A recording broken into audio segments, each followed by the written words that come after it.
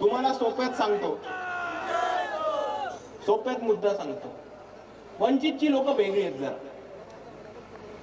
तुम्हाला माहिती आहे पोलीस लोकांना कस्टडीमध्ये घेते की नाही घेते?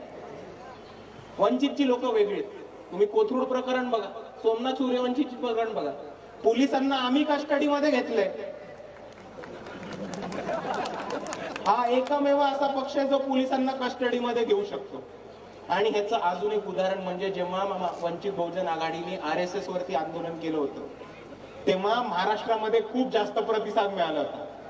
तरुणांना खूप उत्साह आला होता आणि तरुण आपल्या मोर्चाबद्दल, RSSच्या विरोधातल्या मोर्चाबद्दल, आंदोलनाबद्दल फेसबुकवर टाकत होते, पोस्ट लिहित होते. आणि त्याच्यामध्ये वंचितच्या कार्यकर्त्यांना सरळ आदेश होता की पोलिसांचा चुकीचा दडपशाहीचा फोन आला तर डायरेक्ट रेकॉर्ड करा. असा कोणताही पक्ष नाही जो कार्यकर्त्यांना म्हणतो पोलिसांचे फोन रेकॉर्ड करा. हे फक्त वंचित मध्ये होतं, अजून कुठे नाही होत.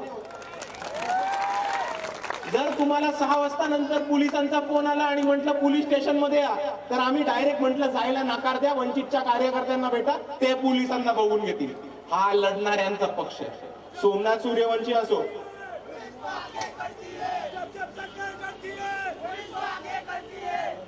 हा एकमेव असा पक्ष आहे जो पोलिसांची कस्टडी घेऊ शकतो, जो पोलिसांचे कॉल रेकॉर्ड करा असं पत्रक काढू शकतो. आणि जर तुम्हाला पोलीस स्टेशन मध्ये बोलवले तर वंचितच्या कार्यकर्त्याशिवाय जाऊ नका हे सांगणारा हा एकमेव पक्ष. आपल्या सर्वांना मी एवढंच सांगू इच्छितो की हा लढणाऱ्यांचा पक्ष, हा मार खाणाऱ्यांचा नाही, मारणाऱ्यांचा पक्ष.